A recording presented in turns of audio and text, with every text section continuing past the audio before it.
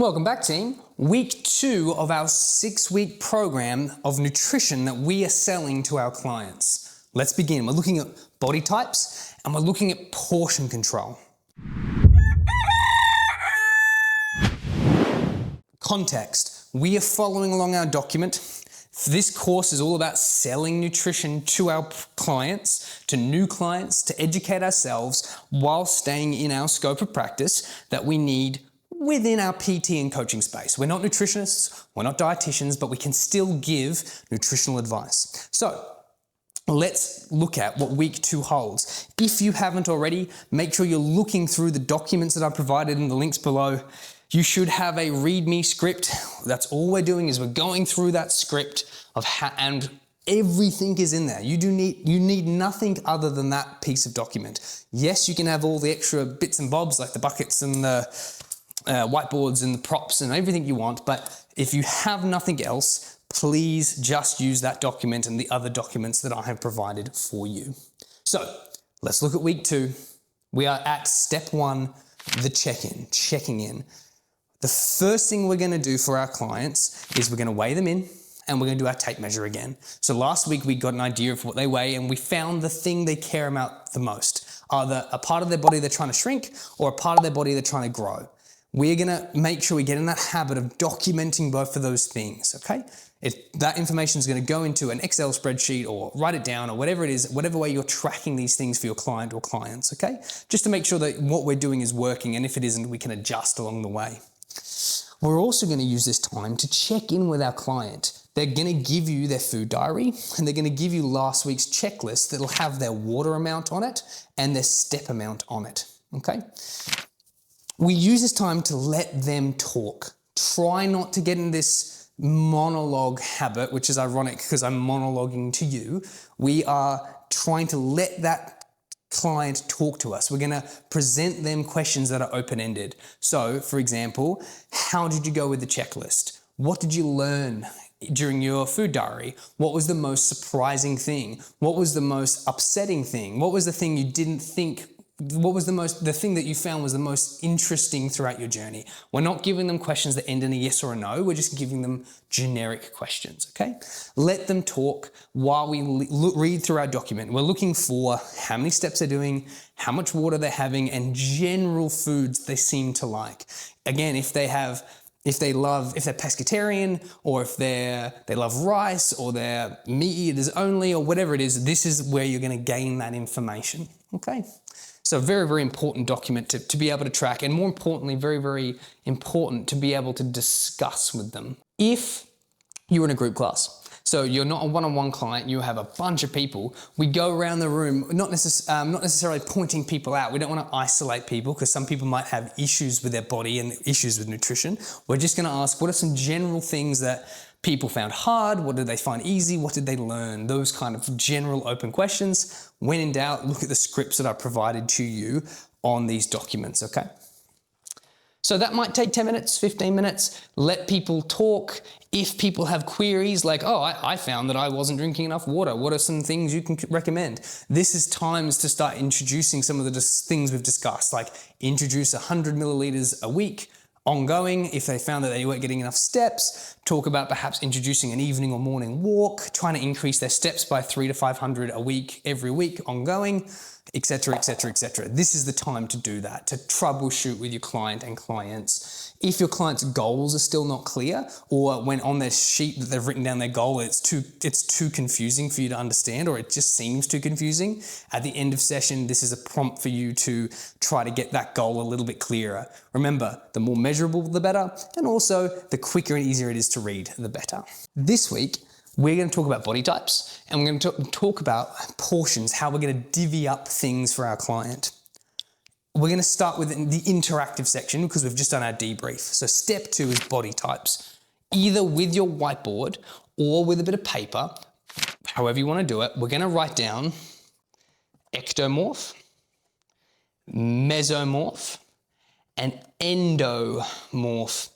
Now, this is in your document, so stress less. All this means, team, this is just the 3 body types that we kind of fall into. And I need you to understand that it is a spectrum, not a set thing. People can be between these different morphs. And what I want you to do is you're going to talk to your client, and this is what you're going to tell them. This is the facts I want you to tell them.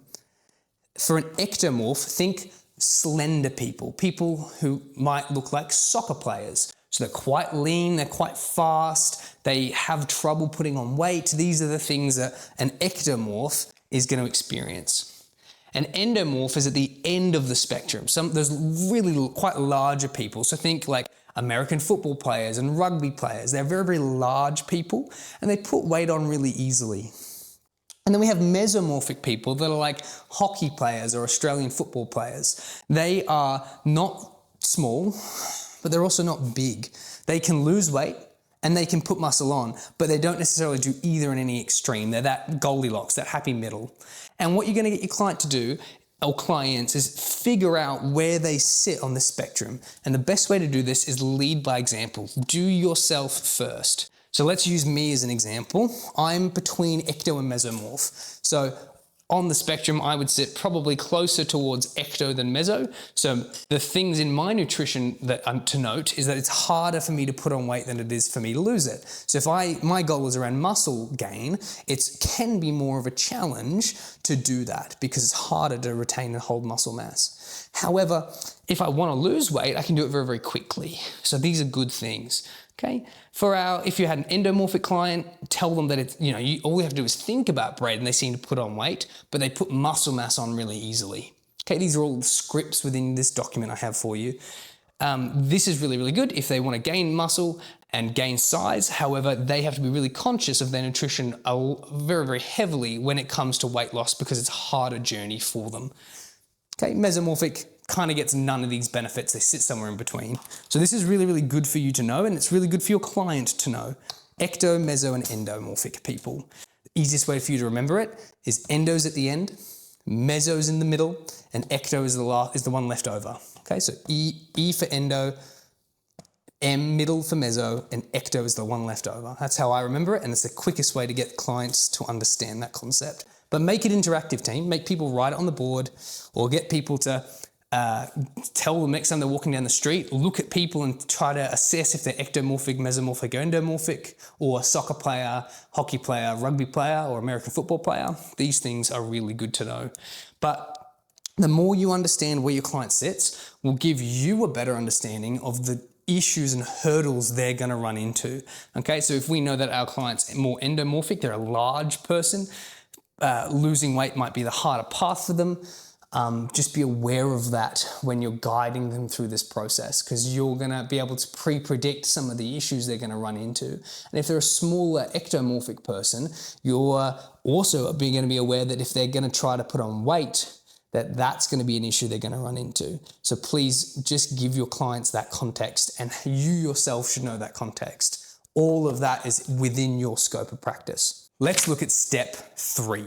We're looking at hand portions. So in your printouts this week, you should have a printout of a hand, okay? It's going to say palms of protein, cups of carbs, fists of vegetables, and thumbs of fats. This is the portions that we use inside this program. Why? Because we always have our hand on us, so I don't need to buy a scale. I just always have my hand on us. Our hand is about 90% accurate to our nutritional goals when we're using that methodology, which is great. And it's relevant to us. If I'm Shaquille O'Neal and I'm a giant person, my hand will be bigger. And if I'm a very, very small person like Kevin Hart, then my hand will be smaller as well. Okay, so we use those as metrics for our food measurement because again, we're just thinking general. We're not telling people exactly what calories to count because a lot of people have a negative association with that, and this is not what this program is for. This is general advice program, not specific athlete program. Palms, protein. Fists, vegetables. Cups, carbs, and thumbs, fats. When we say palm for protein, it's the thickness of the palm and the size. That's just to give you some context. For the cups of carbs, we're talking about how much cooked carbohydrates can sit in our palm. So not dry rice that I then cook, it's cooked rice. So if I had bread and it sits like this, it's far bigger than my palm, although it's a solid and sits there. We want to just fill that surface, yeah? Then for fats, it's the knuckle. It's from the base of the knuckle to the tip of the finger, or the tip of the thumb. And for fists of vegetable, it's both the density and size that is the fist. That's the easiest way to remember it. Again, give them the printout. The printout is going to be your saving grace. These documents have been made to make your life easy. So why not use it? Make that life easy. Quick discussion, tell them why, it's exactly as I described to you, follow the scripts. And now we're going to look at step 4, this weekly challenge. We're going to kick off this challenge with a big boom. Most people will expect some sort of challenge in nutrition. That's why we do this. They want to kickstart their journey a little bit. So what we're going to do is we're going to provide that for them to kind of shock their system, but also just to help buy us some time to educate clients. So what we're going to do, for men, for the males of the room, I'm going to ask them to have 2 servings of each of those things. So 2 servings of palm of protein, 2 fists of vegetables, 2 cups of carbs, and 2 thumbs of fats per meal. So they are allowed to eat as many meals as they want throughout the day, which is represented in their checklist. They can have as many meals as they want. They can have 12 meals if they choose. However, every single meal must contain this serving of their macronutrients. So this is where it gets tricky for them. This is the shock I'm talking about. This is a lot of food. We are doing this for 2 reasons. A, we're trying to find out how hungry our client truly is. And B, we're trying to remove snacking. Snacking just means they're hungry. So if our client gets to about 4 o'clock in the afternoon and they're getting snackish, but they're not hungry enough to eat all of this portion of food, we are training them to relearn their hunger cues, where just because we're a little hungry doesn't mean we're starving. And we might find that if we eat this whole portion, but we can't eat that again, it means we weren't as hungry as we thought. So we're trying to just reset the system to give people that ability to relearn how to understand their hunger cues, and also to help give them some kind of context of how big some of the meals, or particularly the vegetable servings, are usually required. For females, we're going to look at about 1.5 for each of these. Okay, so 1.5 palms, 1.5 fists, 1.5 cups, and 1.5 thumbs. That is any time they eat anything. So what I mean by this is if they want to have sugar in their black coffee, sugar is a carbohydrate, okay, which we will later learn. So don't worry if you don't know that just yet. They now need to have everything else with it, okay?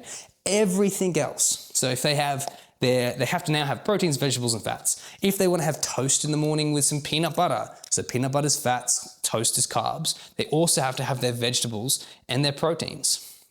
I want it to be a little bit inconvenient for them because we need to just shake up the tree just a little bit. I also want it to be a little bit vague because at the minute, the most common questions you're going to get asked are, what are proteins, what are veggies, what are carbs, and what are fats? What are examples? And you're going to tell the client at this time, this week, I just want them to give it their best guess because we are going to educate them on each topic as they go. At the minute, it should feel a bit vague, and I just want them to give it their honest best shot, okay?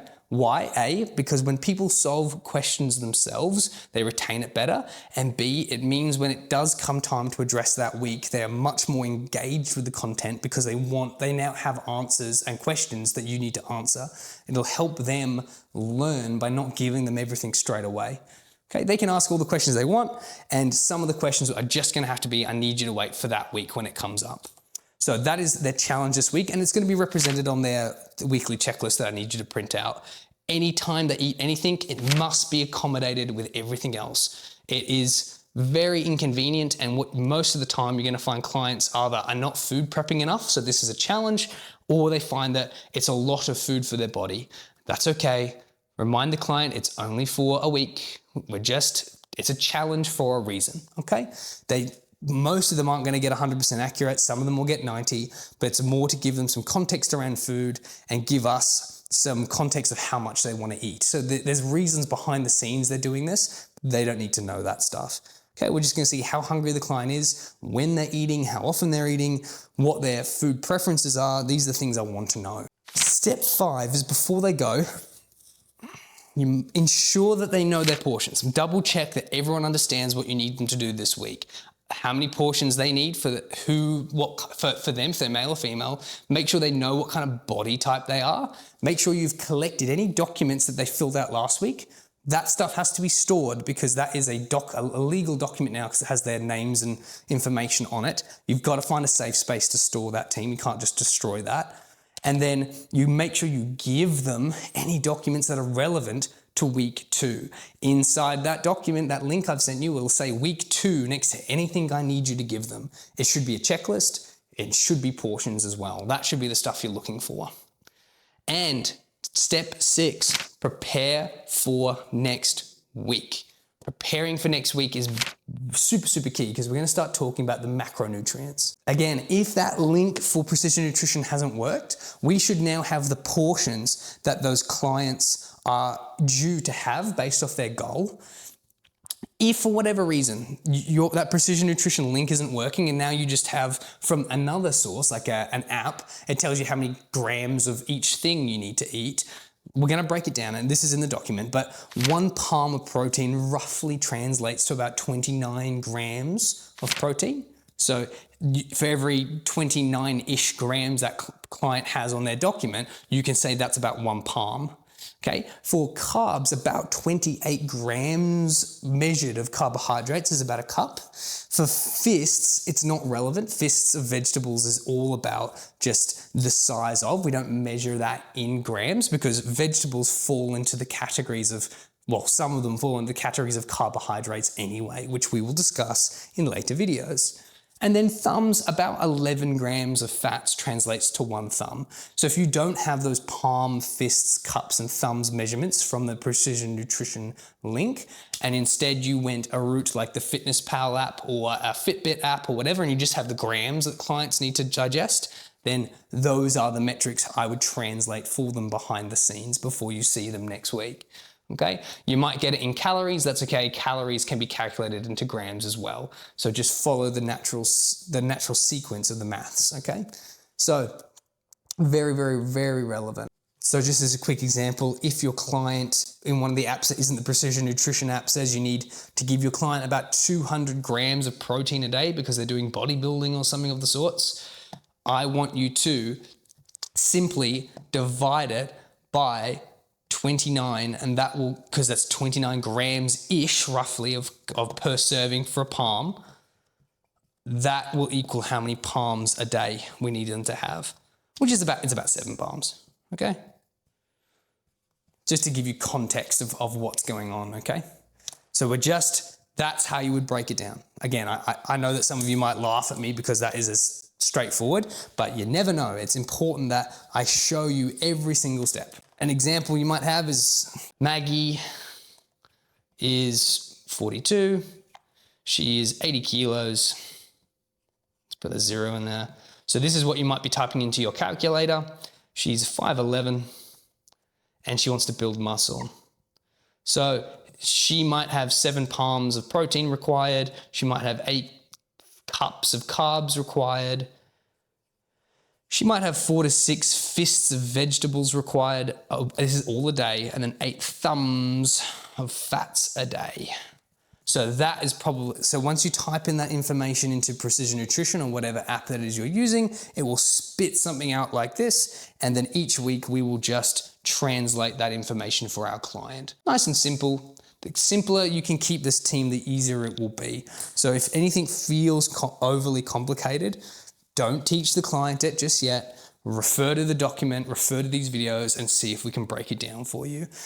If we were just to give the client that document, that printout, which I never recommend, it is so much information, although it doesn't look like it. It'll just say how many calories a day. It'll tell them how many proteins, how many carbs, how many fats, and how many vegetables. However, like with the water and with the steps, if you give everyone all this information at once, they try to do too many things in one go, and they don't progressively overload or progressively introduce this new information. They do it all at once, and they inevitably fail because we're not really wired to make these big life changes with huge shocks Some people are, but not most. We're far better at doing tiny incremental changes over long periods of time, and then your client doesn't really notice any life change, just health change. So I really don't recommend you give the client the document.